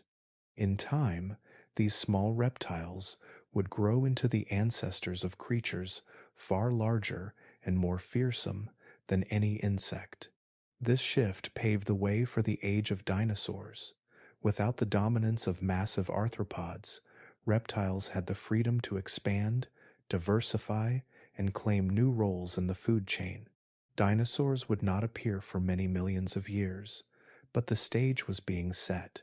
The fall of insects created the ecological opening that made their rise possible. The reign of monsters ended, but it cleared a path for a new kind of ruler to emerge. The emotional weight of this change is striking. Imagine the silence that followed the end of giant wings buzzing overhead, the absence of claws scraping across the forest floor. What had once been a terrifying, alien world of oversized predators became something less overwhelming, less crowded with menace. Yet for the creatures alive at the time, the shift was not a relief. It was extinction. For every giant that fell, entire food webs collapsed with them. The earth was purging itself of one kind of nightmare, only to prepare for another. The shrinking of insects was not just a temporary change. It was permanent. Oxygen levels never again rose to the same extraordinary heights, and with that, the era of colossal arthropods was sealed in the past. Their descendants remain with us today, but in much smaller forms, reminders of a time when air itself was heavy enough to grow monsters. And as the forests continued to die, and the atmosphere settled into its new balance, the world turned its gaze toward the future. Life was entering a new phase, one where reptiles would seize control, and the great story of dominance on land would pass from the claws of insects to the jaws of a new empire. The story of the Carboniferous world is not just ancient history, it is also a warning. What happened over 300 million years ago shows us how deeply Earth's atmosphere shapes the destiny of life. The rise and fall of oxygen levels did not just alter the size of insects, it restructured entire ecosystems, decided who survived and who vanished, and set the stage for the next rulers of the planet. Life does not exist separate from the atmosphere. It is bound to it, shaped by it, and dependent on it. Every breath taken by an animal, every leaf opened to the sun, every insect wing that ever beat in the air was tied to the balance of gases in the sky above. When that balance shifted during the Carboniferous, the world transformed in ways so dramatic that nothing living on land could escape its reach. The giant arthropods lost their advantage, amphibians struggled, and reptiles seized the opportunity. A slight change in oxygen and carbon dioxide was enough to rewrite the story of life on Earth. When we look at our planet today, we see similar patterns unfolding, though in different forms. Human activity is now altering the atmosphere at a pace faster than many ancient shifts. Carbon dioxide levels are climbing higher than at any time in millions of years. Temperatures are rising, seas are shifting, and ecosystems are already beginning to strain under the pressure. The lesson from the Carboniferous is clear.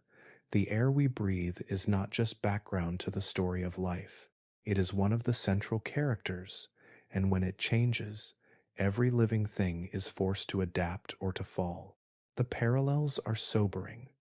During the Carboniferous, when plants pulled vast amounts of carbon dioxide from the air and oxygen levels soared, the world was transformed into something strange and hostile. Fires raged, giants thrived, and amphibians battled to survive. Today, in reverse, we are flooding the air with carbon dioxide, warming the climate, and creating stresses that ripple across forests, oceans, and cities alike. The pattern is different, but the principle is the same. The atmosphere does not change without consequence. Emotions naturally stir when we realize this is not just a distant story locked in stone. It is a mirror. History always repeats itself, though never in exactly the same way. The details are different, but the rhythm is familiar. Just as the Carboniferous forests collapsed under environmental shifts, modern forests today face drought, fire, and deforestation. Just as the balance of life once tipped from insects to reptiles, today it may tilt again, with entire species vanishing while others take their place. We are living through another turning point in Earth's long experiment with life. What makes this moment unique is that we are not just observers, we are participants. Unlike the creatures of the Carboniferous, we can see what is happening, measure it, and understand the forces at work. We can trace the rising carbon dioxide, track the changing climate, and predict the likely outcomes. But knowledge alone does not shield us. If anything, it sharpens the responsibility we carry. The great lesson of the Carboniferous is that the atmosphere is never passive. It shapes worlds, creates monsters, fuels extinctions, and sets the stage for whoever comes next. When it changed then, life adapted, but not without loss. As we watch it change now, the question is no longer whether life will continue, but what form it will take, and whether we will be among those who endure.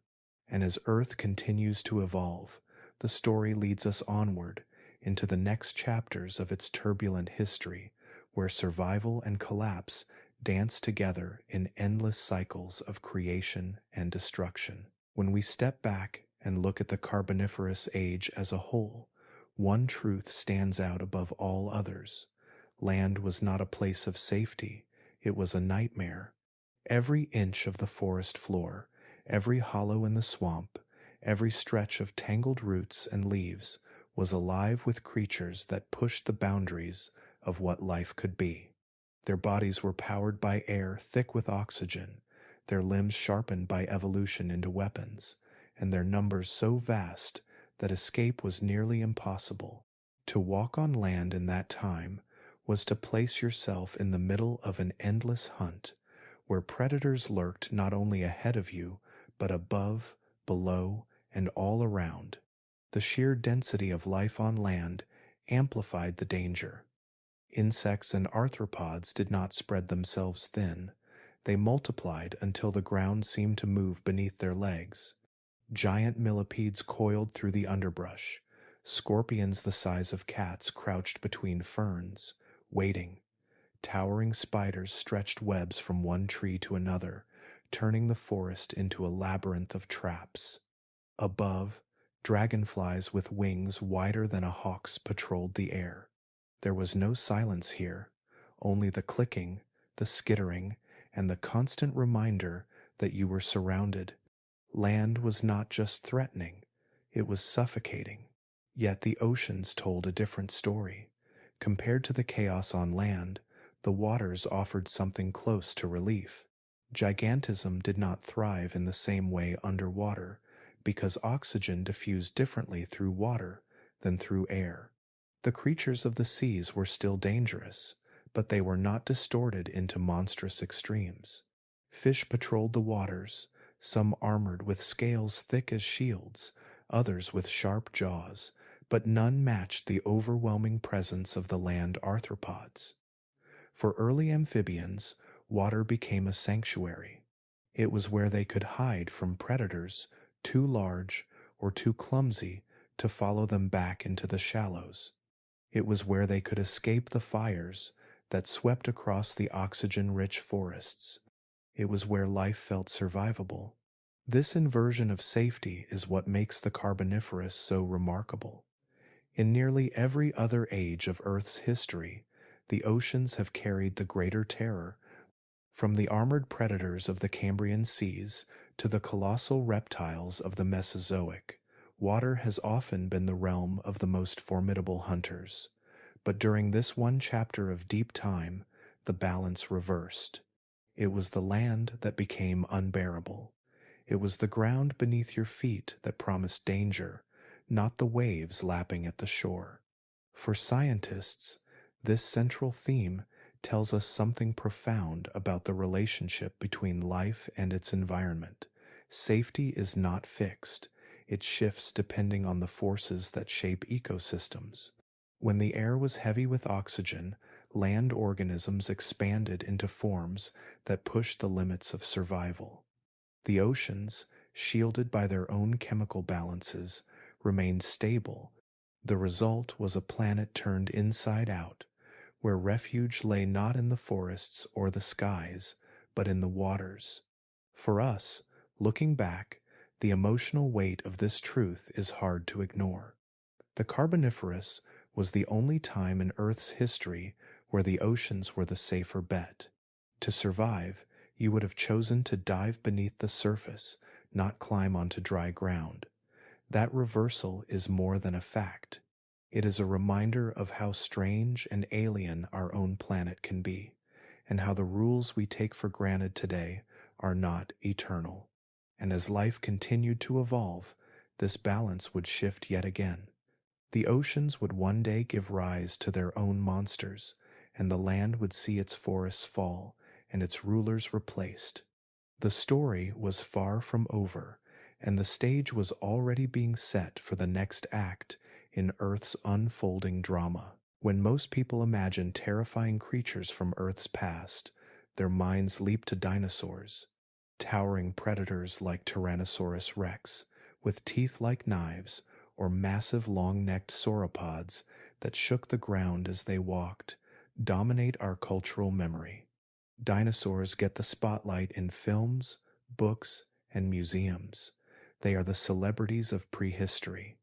But if we look carefully, there was an earlier time that deserves as much fear and fascination, a time so strange and unsettling that even dinosaurs pale in comparison. It was the Carboniferous, a forgotten terror age where the monsters were not towering reptiles, but arthropods with too many legs, too many eyes, and no natural limit to their growth. What makes this age even more haunting is how invisible it has become in the way we tell Earth's story. Children grow up playing with toy dinosaurs, but very few know that dragonflies once flew with wings wider than a hawk, or that millipedes longer than a grown man's body once crawled across the forest floor. Dinosaurs spark awe. These earlier creatures stir something deeper, something closer to disgust, dread, and disbelief. Dinosaurs can be admired from a distance. Arthropods of monstrous size cannot be kept at arm's length. They live in our nightmares because they are close to the insects we already fear, only amplified to a scale that defies imagination. Part of why this terror age has been forgotten is that fossils of arthropods do not dominate museum halls the way dinosaur bones do. The skeleton of a towering sauropod fills an entire room and leaves visitors staring upward in amazement. By contrast, the flattened imprint of a giant millipede or dragonfly does not carry the same immediate drama, even though it represents a world just as extraordinary. Yet, from a scientific perspective, these fossils tell a story just as important as any dinosaur bone. They remind us that gigantism is not a permanent rule, but a temporary gift of conditions long gone. When oxygen levels fell, the giants disappeared, leaving only shadows of their former selves. For us, imagining this age pushes the limits of what we think is possible on our own planet.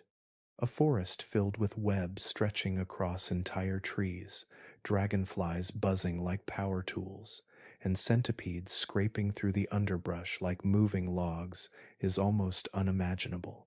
That is precisely what makes it so terrifying. We fear what we can see and understand, but we fear even more what we cannot easily picture. Dinosaurs are large and dramatic, but they still feel like animals we recognize. Carboniferous arthropods belong to a category that feels alien. They are too close to insects, creatures that already trigger discomfort in our brains, yet they are multiplied into forms so huge that survival against them feels hopeless. This is why the Carboniferous should not be remembered simply as a footnote in Earth's history. It was a time when the planet produced nightmares unlike anything before or since. If dinosaurs inspire awe, these earlier giants inspire dread, and in many ways, dread is a stronger, more lasting emotion. These were monsters that ruled every corner of the land, filling every niche, overwhelming every sense. They were the terror that defined their age. And as we follow the story further, we begin to see that their legacy has not disappeared entirely. Even though the giants are gone, the ground still holds the evidence of their reign, waiting for us to uncover it and piece together what life was like in that almost unimaginable world. If the Carboniferous world seems unimaginable, it is only because time has hidden it so well. Yet the Earth has kept traces of that age locked away, waiting to be uncovered. The clues are not always towering skeletons like those of dinosaurs, but they are no less haunting. In fact, the fragments we do find often feel more intimate, more unsettling, because they capture the physical marks of creatures that once ruled the land. The ground itself still carries their scars. One of the most striking discoveries comes in the form of gigantic fossilized wings. In coal beds and ancient shales across Europe and North America, scientists have found impressions of dragonflies so vast that their wings stretched wider than the span of a hawk. When you look at these fossils, the veins of the wings are preserved with such delicate detail that you can almost imagine the shimmer of sunlight catching them in flight. These wings are not works of imagination. They are direct imprints of monsters that once filled the skies, swooping down on prey with terrifying precision. Each fossil is a frozen echo of a creature that once buzzed like a living machine above Carboniferous forests. Even more unsettling are the tracks left behind by Plura, the millipede that could grow longer than a human. In quarries and riverbeds, paleontologists have uncovered trails pressed into mud more than 300 million years ago. These tracks stretch for meters, each imprint marking where its many legs moved in careful rhythm. Imagine standing before one of these fossilized trails. You are not just looking at a skeleton or a fragment of bone. You are looking at the path an animal actually walked, the direct evidence of its weight pressing into the soft earth.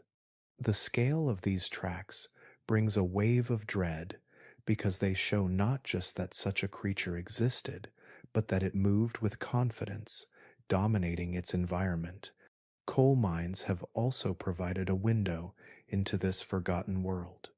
As miners carved deep into the earth, they often stumbled upon immense fossilized plants and occasional remains of arthropods entombed in what was once swampy forest. Some of the most spectacular fossils of giant insects have been pulled from these mines, where the lack of oxygen slowed decay and preserved fine details. Holding one of these fossils is like holding a piece of a nightmare that should have been erased by time but still lingers. The emotional impact of these discoveries cannot be overstated. Unlike the towering bones of dinosaurs, these fossils are subtle, almost fragile, yet they point to creatures that were anything but delicate. They remind us that the monsters of the Carboniferous were not fantasy. They were as real as the trees and rivers of today, and their traces remain scattered across the planet, a breadcrumb trail leading back to a world where survival was nearly impossible. Every wing impression, every centipede track, every fossilized fragment whispers the same truth. The Carboniferous was not just another chapter in Earth's history, it was a nightmare age etched into stone. The ground beneath our feet still holds those scars, still carries the memory of a time when land itself was alive with horrors. And those scars do more than tell us what once existed. They fuel the imagination, linking prehistory with the fears we still carry. But as haunting as these fossils are, they also remind us that the human imagination has never stopped drawing from this forgotten age. Which is why, as we move forward, it becomes clear how much our nightmares, our stories, and even our science fiction owe to the echoes of the Carboniferous. When we look at the fossil evidence of the Carboniferous, it does more than show us what once lived. It stirs something deeper, something woven into the way our minds process fear. These creatures feel alien, almost impossible to picture as part of Earth's history, yet they are not the inventions of fantasy writers or filmmakers. They were real, and it is perhaps this very reality, mixed with their alien qualities, that makes them so powerful in the human imagination. Think for a moment about what truly unsettles us. Predators like lions or crocodiles are frightening, but their shapes are familiar. They move in ways we can predict. But a centipede longer than a grown man, or a dragonfly with wings like a hawk, feels like it has stepped straight out of another world. The segmented bodies, the too many legs, the compound eyes glinting with 1,000 reflections, all remind us of life that is close enough to insects we know, but magnified into grotesque proportions. It is this closeness, combined with distortion, that makes them feel so alien. They are us, but twisted. They are nature, but exaggerated. It is no coincidence that some of the most enduring creatures in science fiction and horror take their inspiration from arthropods. The very idea of alien invaders in countless films and novels often borrows heavily from insect anatomy. Multi-limbed predators with hard exoskeletons, vast swarming hives, and merciless survival instincts mirror the fears that our ancestors once faced in Carboniferous forests. Even in modern horror, when filmmakers design monsters meant to shock and unsettle, they often give them spider-like legs, insect-like eyes, or movements that resemble the jerky skittering of a cockroach. Our nightmares have never let go of these shapes because they are already written into our evolutionary memory. Psychologists argue that humans are hardwired to fear insects. Their sudden movements, their ability to crawl across walls or ceilings, and their strange forms trigger reflexes of avoidance in us. This reflex may be an echo of the time when our distant ancestors first crawled onto land and found themselves surrounded by predators that looked very much like the arthropods we still see today, only on a far greater scale. The dread we feel toward bugs is not irrational, it is ancestral memory, sharpened by survival. This is why our stories, myths, and creative visions keep returning to these shapes. They feel alien, but they are familiar enough to resonate with us on a primal level. From H.G. Wells' War of the Worlds, with its towering tripod invaders that skitter like insects, to modern films where alien swarms overwhelm human defenses, the Carboniferous still whispers into our imagination. Even fantasy stories with giant spiders, monstrous scorpions, or dragon-like insects carry the shadows of a real age when such creatures were not fantasy, but fact. When we say our nightmares are rooted in prehistory, it is not just poetic, it is literal. The shapes that haunt our dreams, the monsters that fill our movies, are built from a library of fear that stretches back hundreds of millions of years. We do not invent these fears, we inherit them. And every fossil, every imprint of a wing or a track pressed into ancient mud is a reminder that the stories our minds create are not entirely fiction.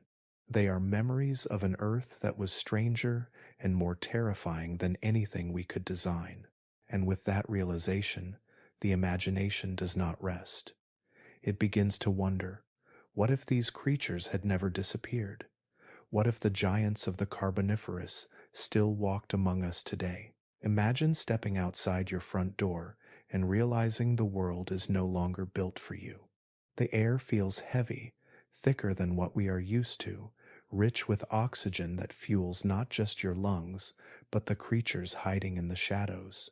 Now picture looking down at the sidewalk and seeing a centipede longer than your entire body sliding across the concrete, its many legs clicking in perfect rhythm.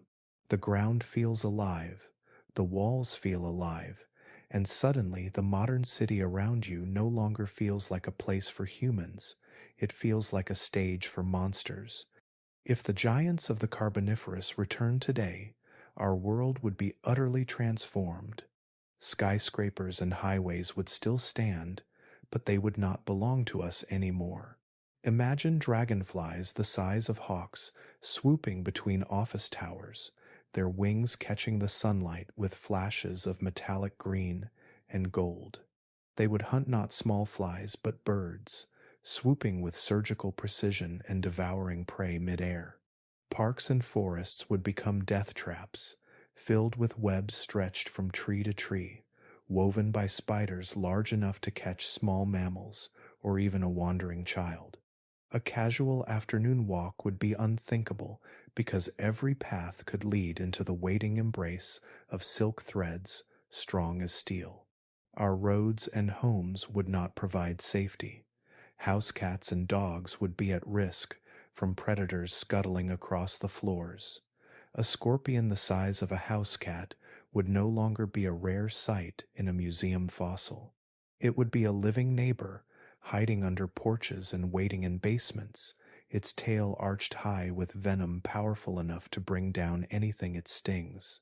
Even the simple act of sleeping would be filled with dread, for the night would belong to the endless chorus of skittering legs and the metallic buzz of wings. Cities themselves might not survive long under such conditions.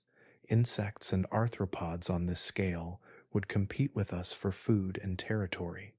Entire harvests of crops could be stripped overnight by swarms of outsized insects.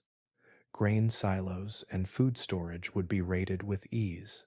Human agriculture, which has always been the foundation of civilization, would collapse. Imagine trying to defend a field of corn from dragonflies as wide as hawks and beetles large enough to chew through tree trunks. Farming would no longer be possible. The air itself would betray us. Oxygen at 35% might sound like a gift, but it would be poison to human bodies. Fires would start more easily, burning hotter and faster, racing through entire towns before anyone could react. Every lightning strike could turn a city into an inferno. We would be caught in a world where not only the predators, but the very atmosphere was against us. And what of our place in the food chain? Today, humans stand at the top, but in a Carboniferous world reborn, that position would be stripped away instantly. We would not be the hunters. We would be the hunted. Our weapons and technology could delay the inevitable, but living side by side with creatures that evolved to dominate land long before mammals even existed would mean constant war for survival. The thought of leaving the safety of reinforced shelters would feel like a gamble with death. This is why these creatures, though long gone, still haunt our imagination. Thinking about their return forces us to see just how fragile our dominance truly is. We live comfortably because we inherited a world they left behind. But if the Carboniferous came back, if those monsters walked the earth again, humanity would discover what it really feels like to live on the edge of extinction. And if that thought unsettles you, then it sets the stage for an even deeper truth. For the Carboniferous was not just a time of giant insects, it was also the foundation for the rise of the reptiles and eventually the dinosaurs who would inherit the earth after the forests burned. When most people think of prehistoric monsters, their minds instantly leap to the dinosaurs. Towering brachiosaurs stretching their necks into the treetops, tyrannosaurs thundering across open plains, raptors hunting in coordinated packs. Dinosaurs dominate our imagination because they were massive, powerful, and often strangely elegant. They inspire awe in us, the kind of admiration we reserve for giants of history. But what lived before them did not inspire awe, it inspired dread. The Carboniferous world was not a place where you would stop and marvel at the scale of its animals. You would not have stood in quiet wonder watching them move. Instead, every moment would be filled with the kind of primal fear that grips the body before the mind has time to think. Dinosaurs were fearsome, yes, but they were distant. They roamed the open plains and forests of a later age, their immense size separating them from daily human experience. The creatures of the Carboniferous were different. They were everywhere, underfoot, above your head, rustling in the darkness, buzzing in the canopy. There was no safe place to stand, no safe corner to breathe. Imagine a forest where each step risks brushing against a web strong enough to entangle you. Imagine the air filled with wings that beat so loudly they echoed like a passing storm. Imagine the ground shifting beneath you, not from an earthquake, but from the movement of a centipede longer than your body, its armored plates scraping against the soil. These were not animals to admire from afar. They were monsters that invaded every sense, turning the natural world into a living trap. Dinosaurs, for all their size and ferocity, are creatures we often reconstruct with admiration. Paleontologists show us their bones in towering museum displays. Children gaze at them with fascination, inspired by their majesty. Films and books portray them as rulers of their world, but also as symbols of strength and resilience. The Carboniferous arthropods, however, evoke something entirely different. They press against instincts older than language itself. Our brains are wired to recoil at the sight of many legs, at the sound of buzzing wings, at the feel of something skittering across the skin. It is not admiration they stir, but disgust and fear. Dinosaurs we admire, but these we fear. Science offers an explanation for this reaction. Dinosaurs existed in ecosystems that rarely overlapped with the intimate spaces humans occupy today. They lived at scales that feel alien, towering over us like moving mountains. But the arthropods of the Carboniferous thrived in spaces that are still familiar: the forest floor, the canopy, the air just above our heads.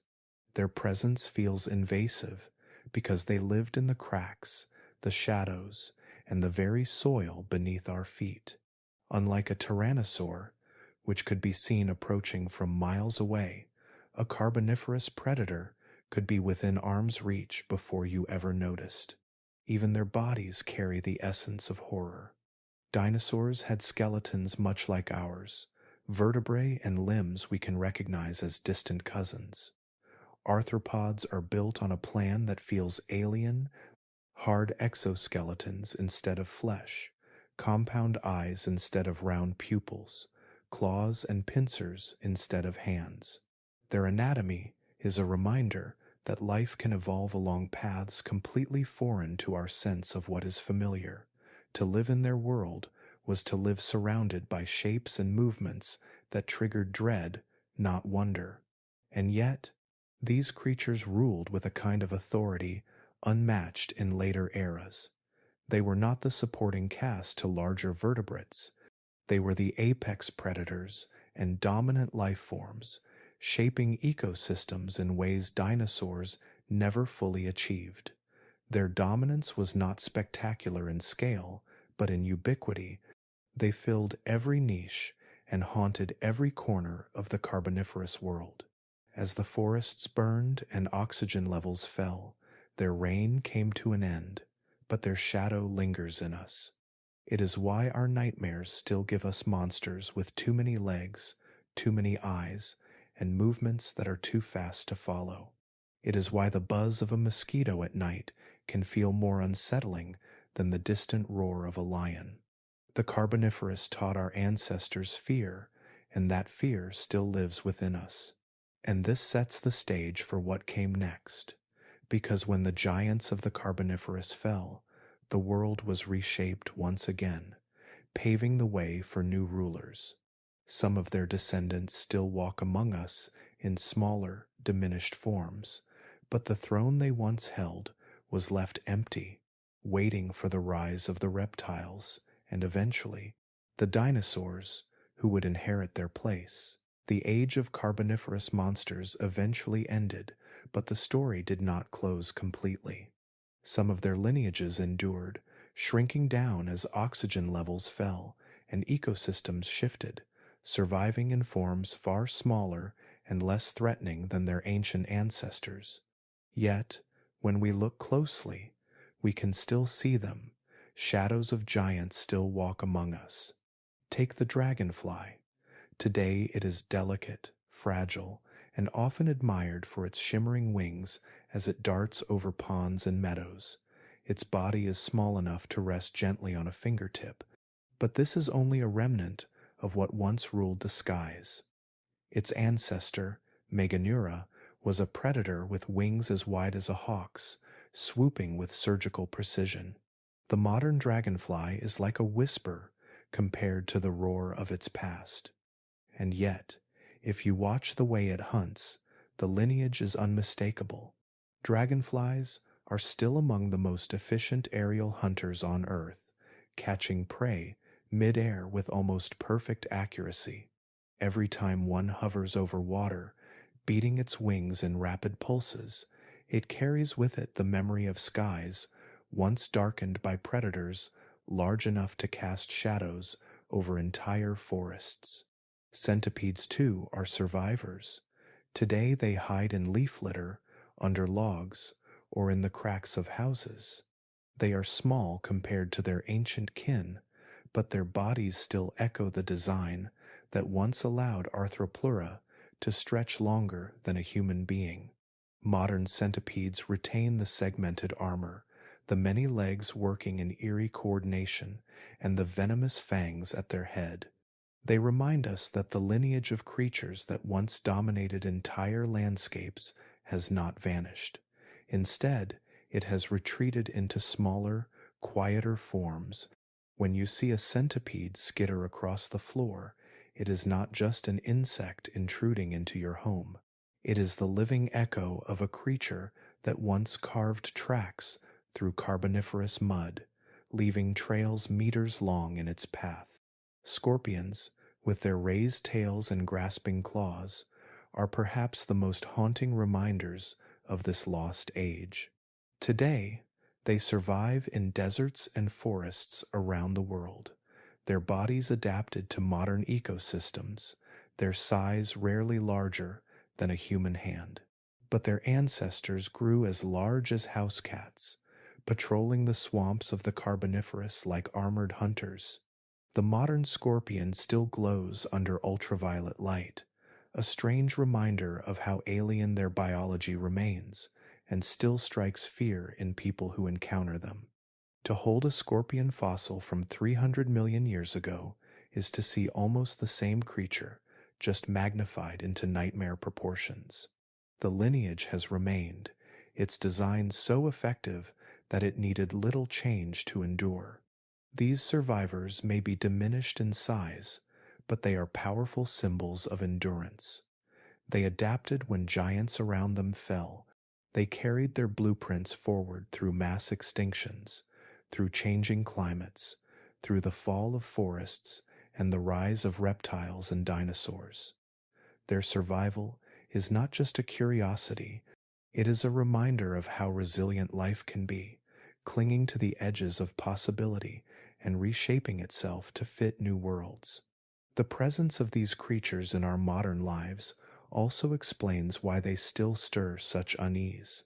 When a dragonfly zips past your head, when a centipede wriggles under a stone, when a scorpion raises its tail under desert starlight, it is not only their alien anatomy that unsettles us, it is the deep memory their forms awaken, a memory written into the nervous systems of our ancestors who once lived in terror of their giants.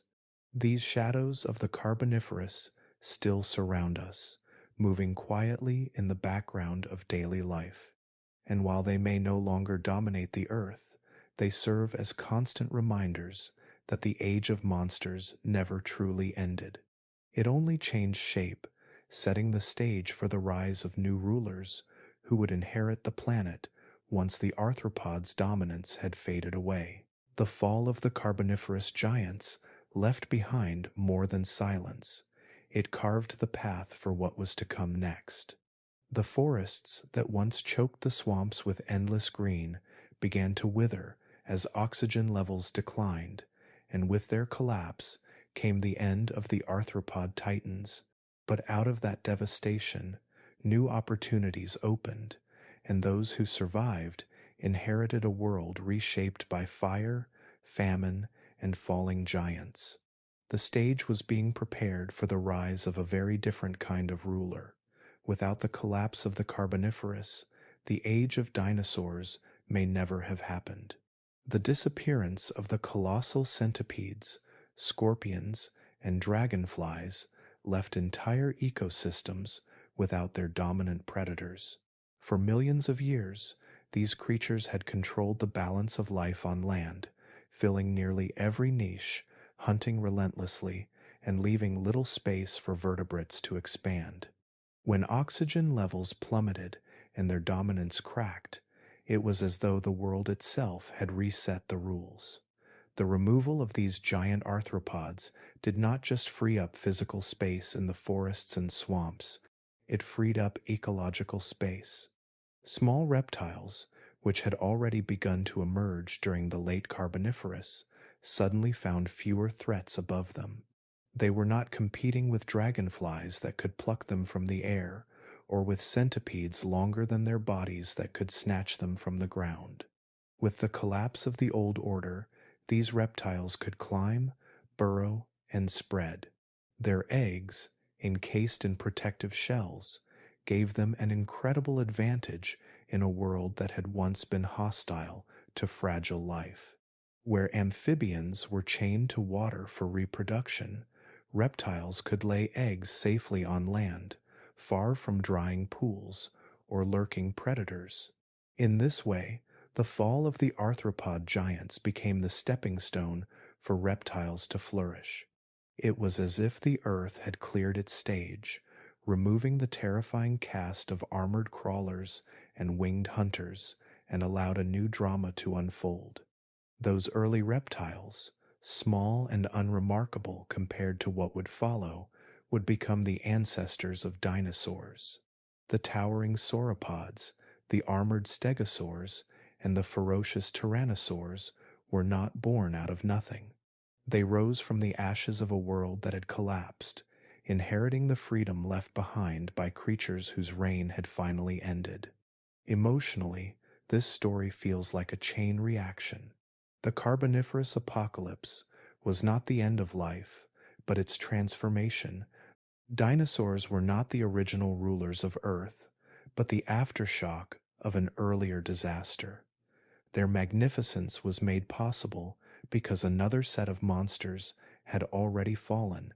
The swamp forests that burned and crumbled laid the groundwork for new landscapes, drier and more open, where reptiles could thrive. Evolution is not a straight line but a series of collapses and rebounds, where one empire must fall for another to rise. When we admire the bones of a brachiosaur or imagine the thunder of a tyrannosaur's footsteps, we are witnessing the legacy of this ancient transition. Dinosaurs may seem like nature's ultimate achievement, but they were, in truth, the children of collapse. They filled the empty spaces left by the giants of the Carboniferous, and their rise was only possible because the world had first endured firestorms, suffocating air, and the extinction of monsters that had once ruled every inch of land. The forests that built the dinosaurs were born from death, and this cycle of destruction and rebirth would continue, reshaping Earth time and again until yet another collapse brought even the dinosaurs themselves to their end. Close your eyes for a moment and step back into that forgotten forest. Imagine the air, heavy and thick, almost damp in your lungs, laced with the smell of rot and wet soil. The canopy stretches so high and dense that sunlight filters down in fractured beams, painting the swamp floor in patches of gold and shadow. Every sound is magnified, the hum of wings as wide as birds, the sharp clicking of armored legs dragging across bark, the soft rustle of leaves as something enormous stirs in the darkness. This was not a place of comfort. This was a world where every corner, every branch, and every shadow hid a threat. You take a cautious step, your foot sinking into the spongy ground, and immediately the forest seems to react. From above comes the thunder of wings, and a shadow passes across your face as a dragonfly the size of a hawk darts overhead. Its compound eyes glimmer in the dim light as it locks onto prey, swooping down with surgical precision. The buzzing is so loud it rattles in your chest like the growl of a machine, and for a moment you realize this is not just an insect, but an aerial predator, fine-tuned to dominate the skies of this age. Then you hear it, a scraping sound from the undergrowth. Something is dragging its armored body through the ferns. At first it seems impossible, too large to be real, but then you see it, Arthropod, a centipede longer than you are tall, its countless legs pumping in a rippling wave as it moves across the forest floor. Each step is deliberate, heavy, as if the earth itself strains under its weight. Its antennae sweep the air in searching arcs, tasting the dampness, sensing every vibration. You cannot look away, caught between awe and disgust, your skin crawling as you picture what those many legs would feel like if they brushed against your body. And then the silence breaks again. From the shadows of a tree trunk, you notice something glimmering, a web, but not the delicate lace we know today. This is a massive lattice stretched across entire branches, thick strands gleaming with dew, and at its center waits a spider the size of a small animal, its body glistening black, its fangs twitching with anticipation. One wrong step, and you would not just be stuck, you would be prey. All around you, the forest is alive, but not in a way that invites peace. It is alive with menace. The air hums with wings, the ground trembles with crawling bodies, the trees hide predators that never sleep. Even when you pause to listen, the silence offers no comfort. Silence in this world means something else is listening to you, something is waiting. Now imagine there is no escape. The oceans, filled with their own dangers, suddenly feel like the safer bet. To step on land was to walk into a nightmare, where size, sound, and shadow worked against you. This was not the romanticized danger of dinosaurs, towering in the distance like mythical beasts. This was terror up close, crawling at your feet, buzzing above your head, striking from every direction. You could not admire these creatures from afar. You lived among them, and every moment was survival. And this is the truth that chills the blood. For one fleeting window in Earth's history, the balance tipped in the strangest direction. Water became a refuge, a sanctuary, while the land itself was transformed into hell. So now, Picture yourself standing once more in that ancient swamp, with the heavy air pressing against your skin, the buzzing and scraping all around, and the shadows of predators crawling at every turn. For a brief span of time in Earth's deep history, the land was not a place of promise or growth, but of terror.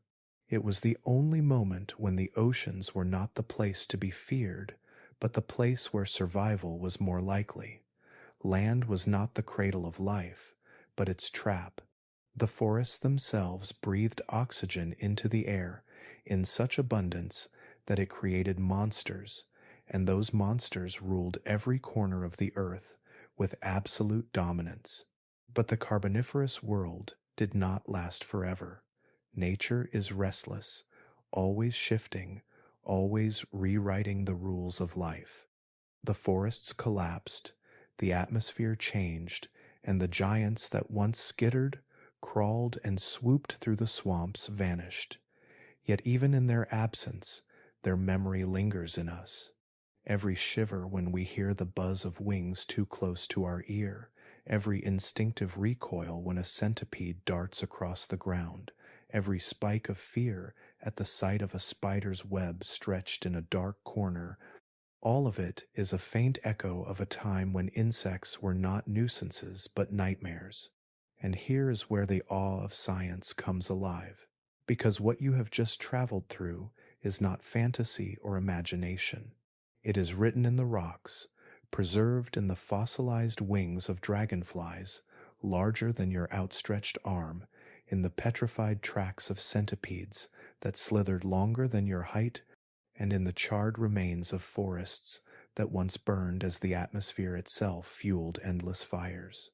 The earth holds scars of this forgotten age, and in studying them, we glimpse the truth of how fragile and fierce life can be when the balance tips too far. If this world already feels unbearable, if it already seems impossible that such a nightmare could exist on our planet, then prepare yourself, because the Carboniferous was not the worst chapter in Earth's story. Far darker days were still to come. Imagine an extinction so complete that 90% of all life was wiped away. Imagine oceans turning poisonous, skies thick with choking gases, and continents stripped bare of nearly every living thing. That event is known as the Great Dying, the Permian extinction, and it remains the single most catastrophic event our planet has ever endured. It was the moment when life itself nearly ended, when the story of Earth came within a breath of stopping forever. If the Carboniferous was a land of monsters, then the Permian was a world of silence, where those monsters and almost everything else were erased. Without it, neither dinosaurs nor mammals, nor even us would ever have had the chance to appear. And that is the journey waiting for us next. If you thought this was bad, if you thought the Carboniferous was terrifying, just wait. The true end of the world is yet to come in this story, and it will make even the reign of giant insects feel like a haunting prelude. So take one last deep breath, let the sounds of that buzzing, crawling forest fade from your mind, and prepare to step forward into the next chapter. The age when Earth nearly died,